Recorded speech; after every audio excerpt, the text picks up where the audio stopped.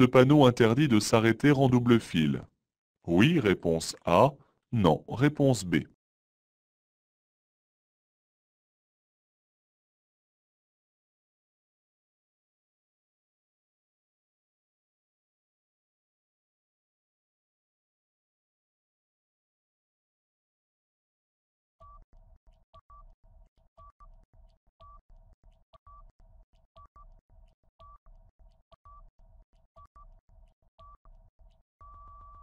Ce panneau interdit le dépassement de tous les véhicules à moteur, excepté celui des deux roues sans sidecar. Cependant, il m'est tout de même interdit de m'arrêter en double fil, car je gênerai les usagers derrière moi en les obligeant à franchir la ligne continue pour me dépasser. Personne n'arrive à gauche. Je dois limiter ma vitesse en dessous de 50 km/h. Oui, réponse A. Non, réponse B. Je peux forcer le passage vis-à-vis des usagers venant de droite. Oui, réponse C. Non, réponse D.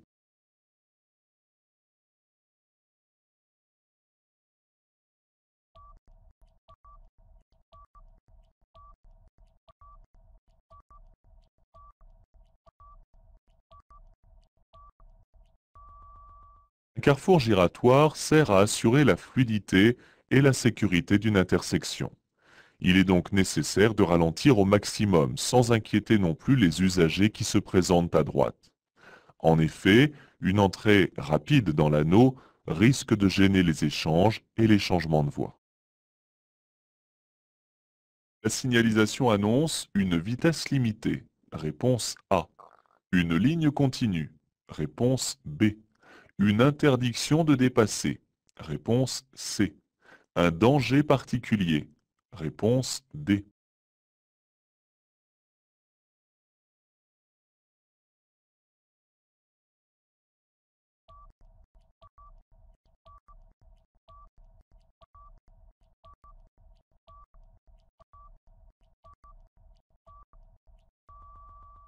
La signalisation annonce une limitation de vitesse à 150 mètres. Les flèches de rabattement m'annoncent une ligne continue, donc, en conséquence, une interdiction de dépasser. À la vue de ces flèches, je dois renoncer au dépassement. En ce qui concerne un éventuel danger, c'est un panneau de forme triangulaire qui me l'annoncerait. Je céderai le passage aux usagers venant de gauche. Oui, réponse A. Non, réponse B.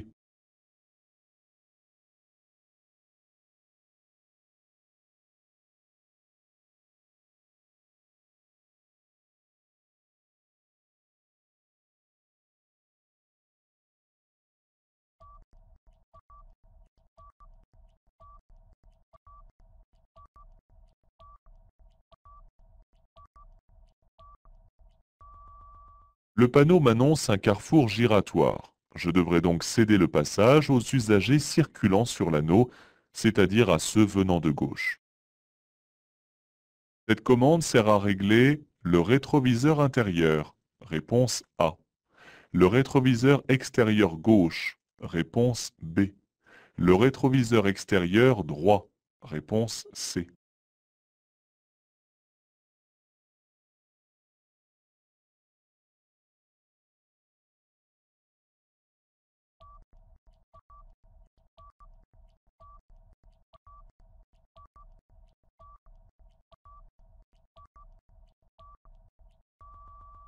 Cette commande permet de régler en inclinaison de haut en bas ou en angulation de gauche à droite les deux rétroviseurs extérieurs. Il suffit de tourner la molette pour changer de rétroviseur. Le rétroviseur intérieur se règle à la main. Je rencontrerai un passage à niveau à 50 mètres. Réponse A. 100 mètres. Réponse B. 200 mètres. Réponse C.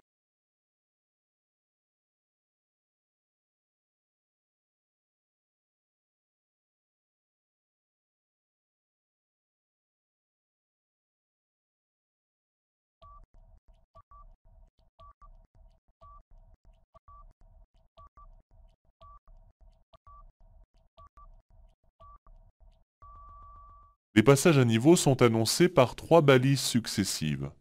La première, qui comporte 3 traits rouges, est placée à 150 mètres du passage à niveau. La deuxième, qui comporte 2 traits, à 100 mètres. Et la dernière, qui n'a qu'un trait, à 50 mètres. Je dois donc ralentir et prévoir un éventuel arrêt au cas où un train passerait. La neige tombe ici très abondamment. J'allume les feux de route. Réponse A. Les feux de croisement. Réponse B. Les feux de position seuls. Réponse C. Les feux avant et arrière de brouillard. Réponse D.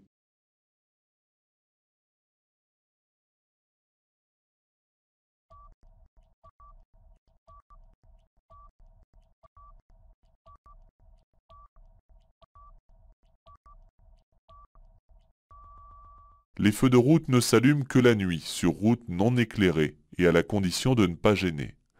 Dans cette situation, j'utilise obligatoirement et directement les feux de croisement. C'est le minimum.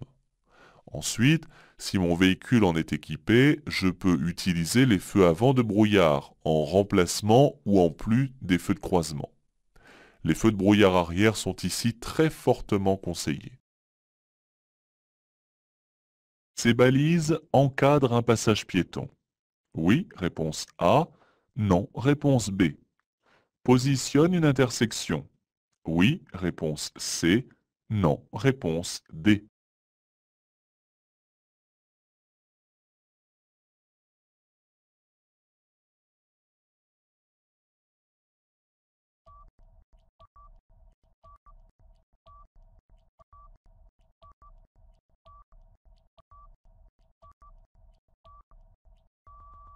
Les intersections sont des endroits dangereux que je dois détecter assez tôt. Les balises à anneaux rouges me permettent de les déceler de loin, de jour comme de nuit. Elles ne positionnent pas un passage pour piétons. Dans cette situation, je dépasse les deux véhicules à la fois. Réponse A. Je me rabats entre les deux véhicules. Réponse B.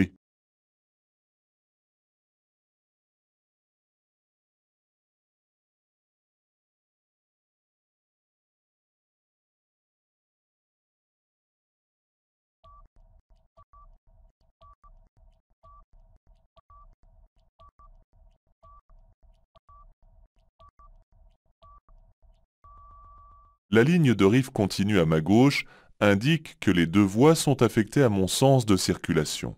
Je peux donc dépasser les deux véhicules à la fois. M'insérer entre le bus et le poids lourd réduirait trop dangereusement les distances de sécurité entre nous trois. À 100 mètres, je devrais obligatoirement marquer un temps d'arrêt.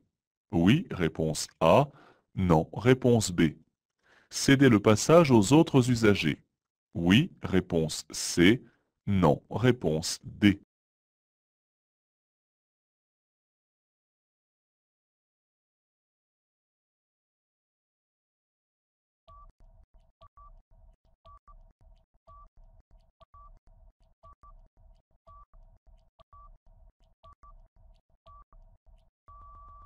Ce panneau annonce que je vais rencontrer un stop à l'intersection située à 100 mètres. Je dois obligatoirement marquer un temps d'arrêt à la limite de la chaussée abordée qui est délimitée par une ligne d'effet. Puis je cède le passage aux usagers se présentant sur l'axe principal. La couleur du témoin correspondant à la position actuelle des feux sur le tableau de bord est bleu. Réponse A. Verte. Réponse B. Orange. Réponse C.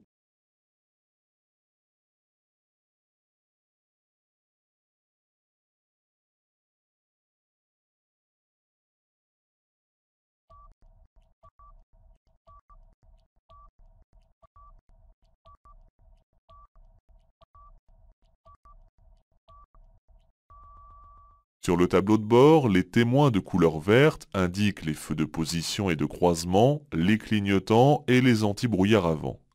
La couleur bleue correspond aux feux de route et la couleur orange correspond à l'anti-brouillard arrière. J'ai dépassé le camion vert. Je me rabats à droite. Oui, réponse A. Non, réponse B.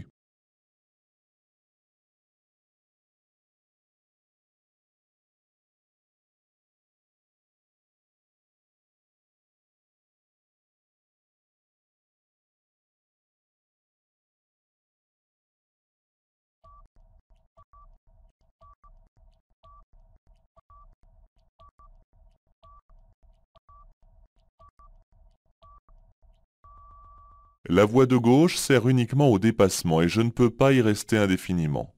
C'est pourquoi je reprends ma place dans la voie de droite dès que le dépassement est terminé. Avant de m'exécuter, je contrôle que le véhicule dépassé apparaît dans mon rétroviseur intérieur. Je vérifie également mon angle mort droit, puis je me rabats. Le feu arrière de brouillard est un équipement facultatif. Réponse A. Obligatoire. Réponse B.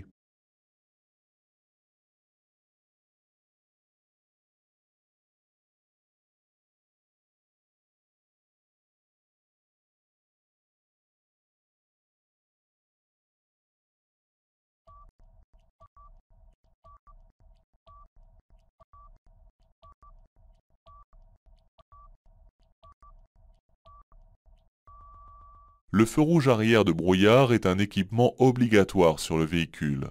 Il peut y en avoir deux ou un seul qui doit être alors placé à gauche du véhicule.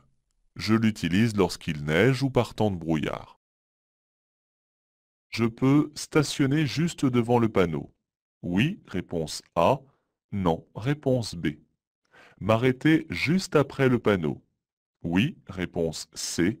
Non, réponse D.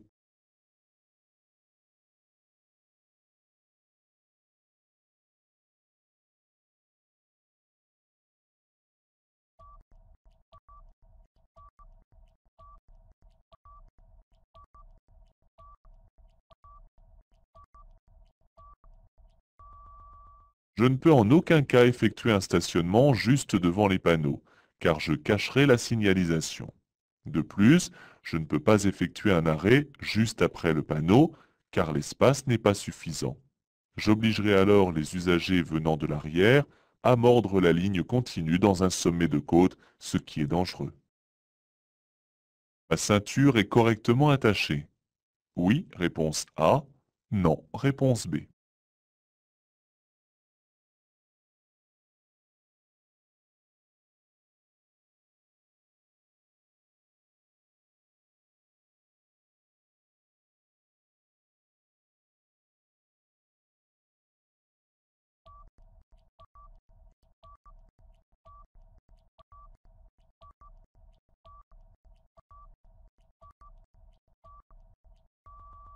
Le rôle d'une ceinture de sécurité est d'empêcher les occupants du véhicule d'être projetés vers l'avant et éjectés en cas de collision. Pour qu'elle soit efficace, il est nécessaire de la positionner bien à plat et suffisamment tendue. Si elle est vrillée, comme c'est le cas ici, je risque de graves blessures en cas de choc. Après ce panneau, je peux rencontrer un feu rouge clignotant. Oui, réponse A. Non, réponse B.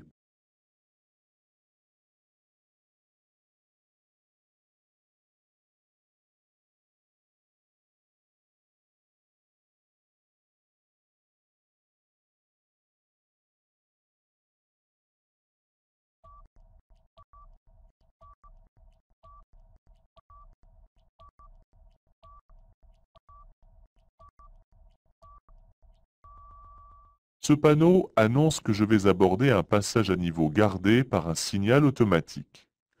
Lorsqu'un train arrive, j'entends dans un premier temps une sonnerie.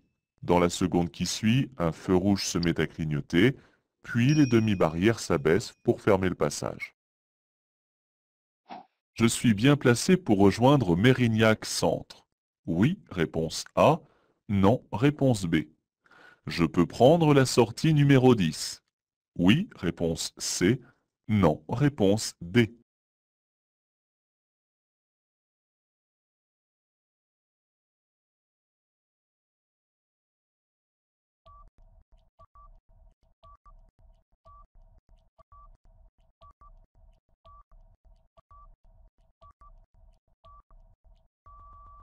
Placé où je suis, je circule dans la direction de Pessac Centre. Pour rejoindre Mérignac Centre, je dois emprunter la sortie numéro 10, qui se situe à 500 mètres. J'ai encore la possibilité de changer de voie pour l'emprunter, après avoir contrôlé mes rétroviseurs et l'angle mort à droite. Je suis en période probatoire. Je peux circuler à 90 km/h. Réponse A. 100 km/h. Réponse B. 110 km/h. Réponse C. 130 km/h. Réponse D.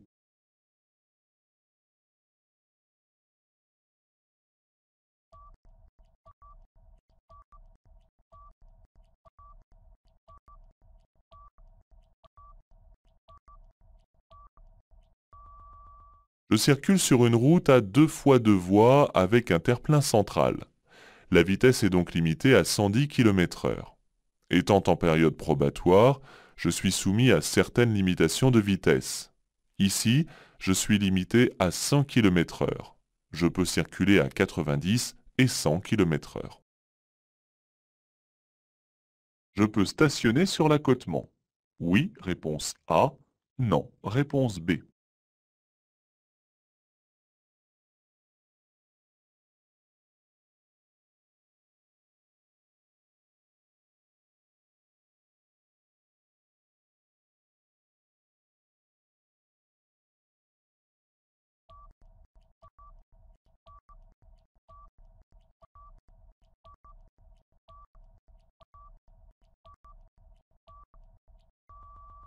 Aucun panneau ne m'interdit de m'arrêter ou de stationner sur l'accotement. De plus, la ligne de rive est discontinue. J'ai donc le droit de la franchir pour aller me garer. L'endroit semble même être prévu pour cela. Ce véhicule dépose un passager. Le conducteur peut le faire. Oui, réponse A. Non, réponse B.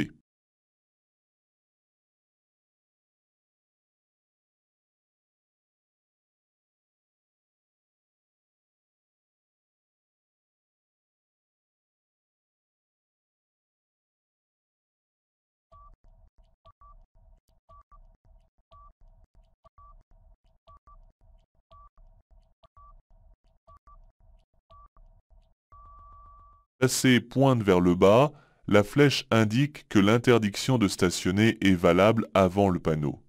Mais il s'agit ici de déposer un passager et l'arrêt reste possible. Je dépasserai ce cyclomoteur chargé dès que le feu passera au vert. Réponse A. Seulement après avoir croisé les véhicules en face. Réponse B.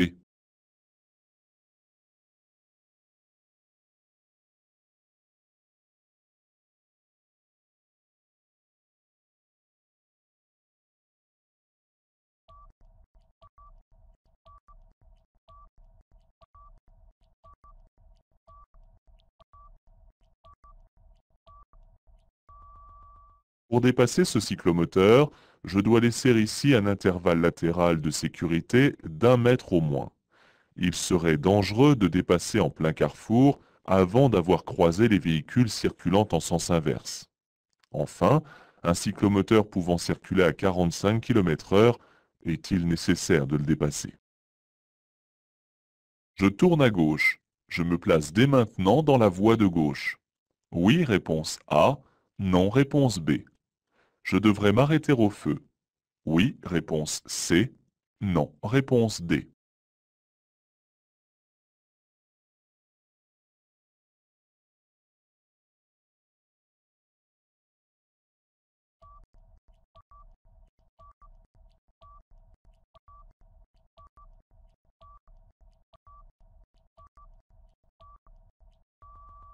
Je me situe au début de la voie de stockage, permettant de tourner à gauche. Je me place dès maintenant. Le feu rouge concerne toutes les voies de circulation. Je dois donc m'arrêter. Pour un non-respect des distances de sécurité, je risque une amende. Réponse A. Un retrait d'1 point. Réponse B. Une suspension du permis de conduire. Réponse C.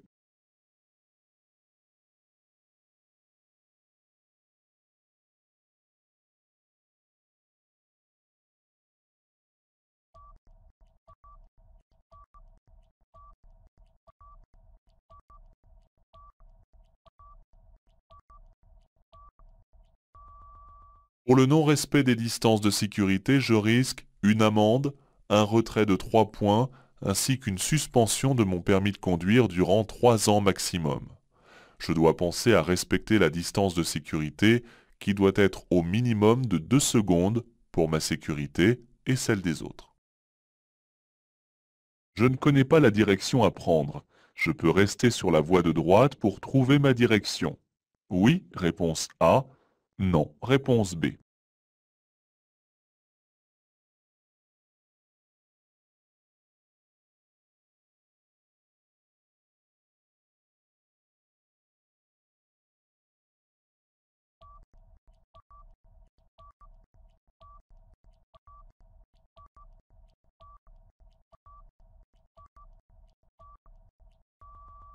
Lorsque je ne connais pas la direction à prendre dans un rond-point, je reste dans la voie de droite de l'anneau. Dans cette position, je laisse le clignotant à gauche afin de bien informer que je continue à tourner sur le giratoire. Placé où je suis, je circule sur une voie réservée aux véhicules lents. Réponse A. Sur une voie d'accélération. Réponse B. Sur une voie de sélection. Réponse C.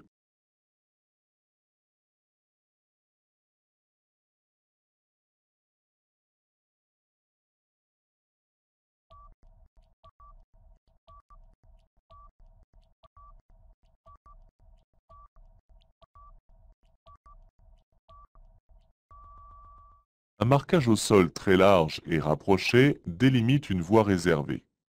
Ici, je suis au début de la voie de sélection menant à 250 mètres à la sortie de Canjan et Cestas. Par cette sortie, je peux également rejoindre l'autoroute A63. Je regarde derrière moi et j'adapte mon allure aux limitations de vitesse. Dans cette rue à sens unique, les véhicules sont bien stationnés. Oui, réponse A. Non, réponse B.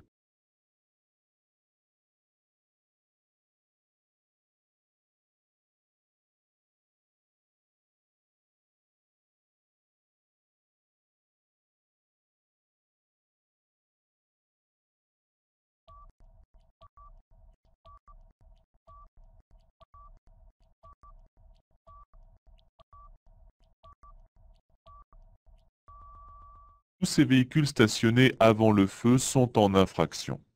Alors qu'il y a un marquage jaune, ils sont de plus posés sur le trottoir qui est réservé à la circulation des piétons. Ces stationnements sont dangereux car ils obligent les piétons à descendre sur la chaussée, au risque de se faire percuter par les véhicules en circulation. Au volant d'une fourgonnette, je suis concerné par ce panneau. Oui, réponse A. Non, réponse B.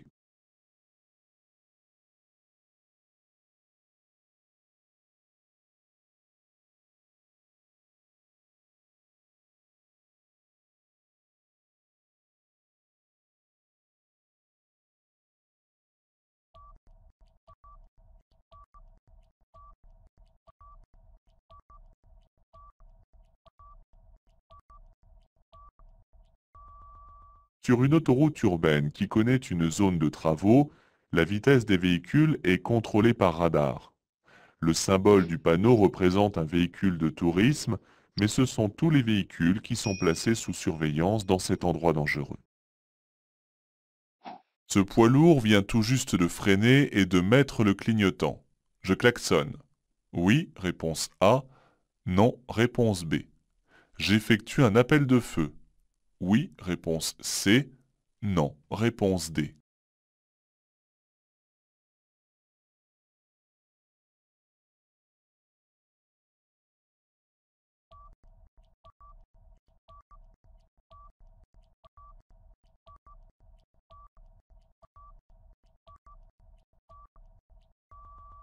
L'effet de surprise ne doit pas obligatoirement engendrer une réaction épidermique inutile.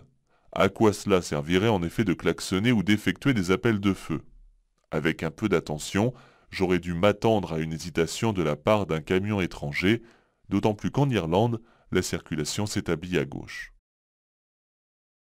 Je devrais céder le passage au prochain carrefour. Oui, réponse A. Non, réponse B.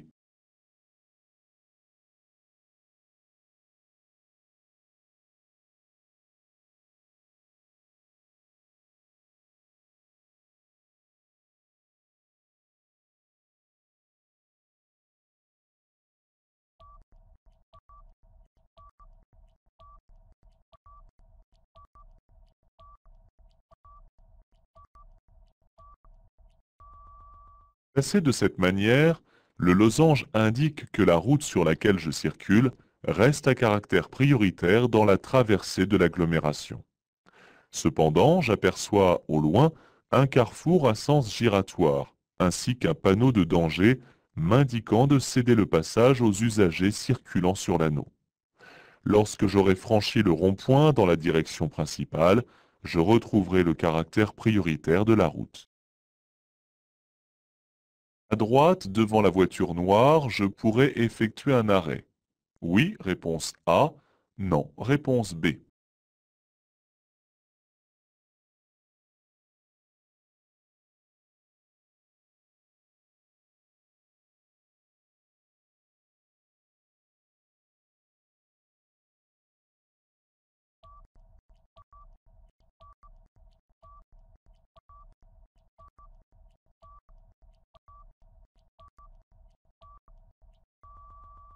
L'emplacement de droite est justement un endroit réservé pour effectuer un arrêt ou un stationnement. J'entrerai en marche arrière dans ce créneau. Je peux aussi entrer en bataille un peu plus loin. Cette commande permet d'ouvrir le capot. Réponse A. Le toit ouvrant. Réponse B. Le coffre à bagages. Réponse C.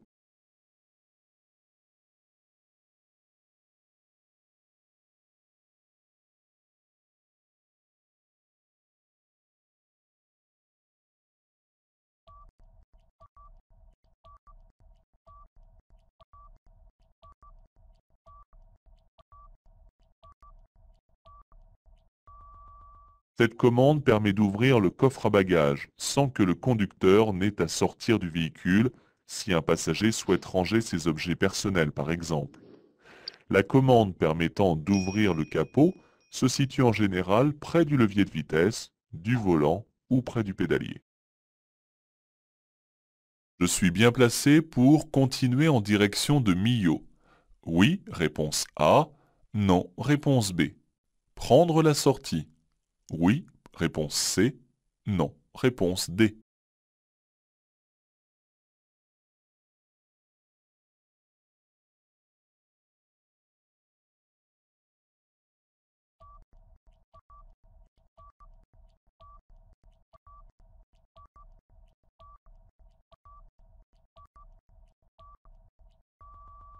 En règle générale, je dois toujours circuler dans la voie la plus à droite. Ici, je suis bien placé pour aller en direction de Millau, mais aussi pour prendre la sortie, car la voie de décélération se situe devant moi. Je veux tourner à gauche. Je peux encore me placer dans la voie de gauche pour tourner. Oui, réponse A. Non, réponse B.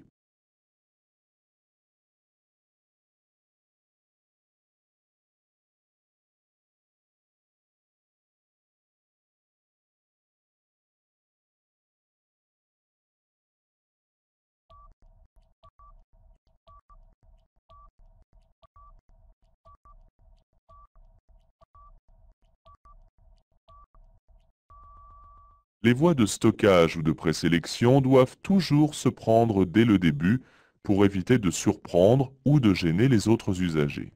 Ici, il est trop tard pour me placer. De plus, un usager s'est peut-être déjà placé à côté de moi. Je dois continuer tout droit.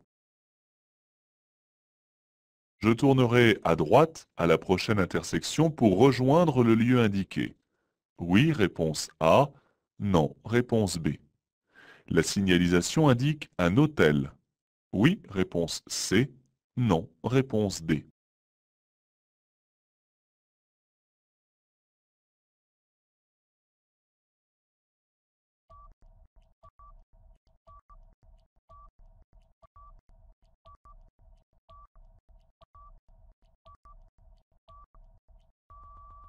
La signalisation indique un gîte rural ou chambre d'hôte, et le panonceau placé dessous précise que pour m'y rendre, je devrais tourner à droite à la prochaine intersection. Il me restera encore à parcourir environ 5 kilomètres. Ce panneau indique une interdiction de passage aux véhicules à moteur. Réponse A. Une interdiction de stationner pour ces véhicules. Réponse B.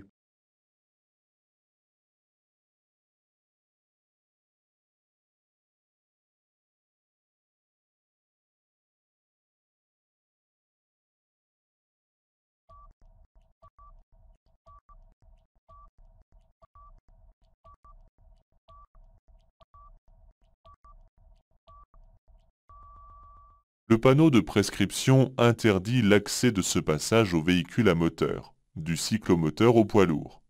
Seuls les cyclistes et les piétons peuvent y accéder. Le panneau d'interdiction de stationner est différent. Dans cette situation, je continue le dépassement. Réponse A. Je me rabats derrière le véhicule de gendarmerie. Réponse B.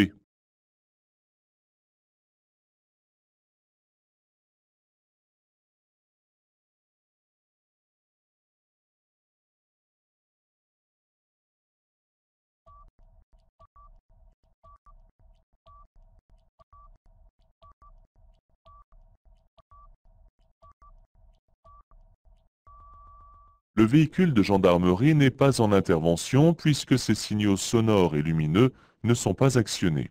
Je ne risque donc pas de gêner sa progression en le dépassant. Je n'ai pas à craindre de dépasser un véhicule de police ou de gendarmerie si je respecte les limitations de vitesse. Je dois céder le passage aux piétons. Oui, réponse A. Non, réponse B.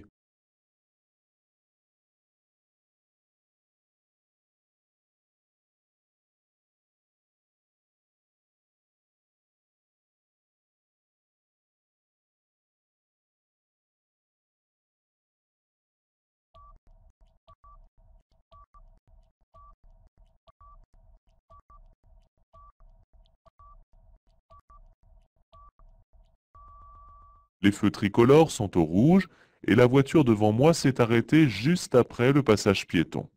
De plus, cette femme avance un pied sur la chaussée. Je m'arrête au niveau du marquage et je laisse passer le piéton. Pour aller en direction de Cahors, je circulerai sur un itinéraire de substitution. Oui, réponse A. Non, réponse B.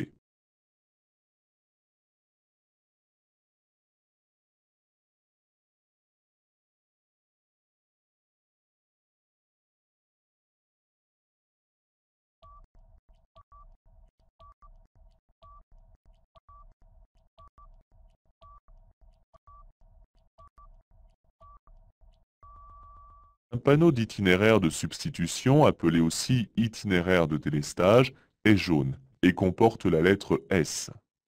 Pour aller en direction de Cahors, je circulerai sur un itinéraire important, car c'est un panneau sur fond vert. Les panneaux à fond blanc sont des itinéraires de proximité. Je passe. Oui, réponse A. Non, réponse B. Je ralentis. Oui, réponse C. Non, réponse D.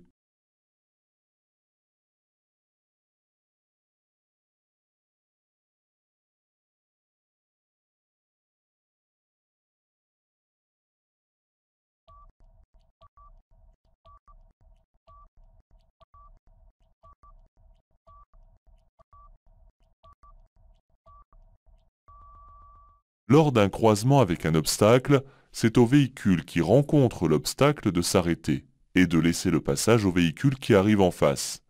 Je dois toutefois ralentir du fait de la présence des travaux. Cet usager vient d'allumer son clignotant. Je peux le dépasser. Oui, réponse A. Non, réponse B.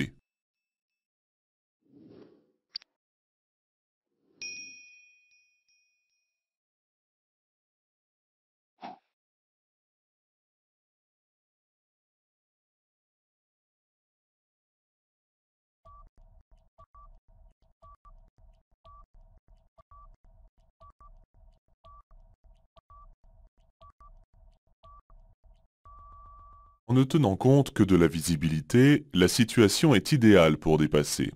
Cependant, l'usager devant moi vient de mettre son clignotant et, vu l'environnement, c'est certainement pour tourner dans un chemin non signalé à gauche. Je renonce immédiatement à la manœuvre.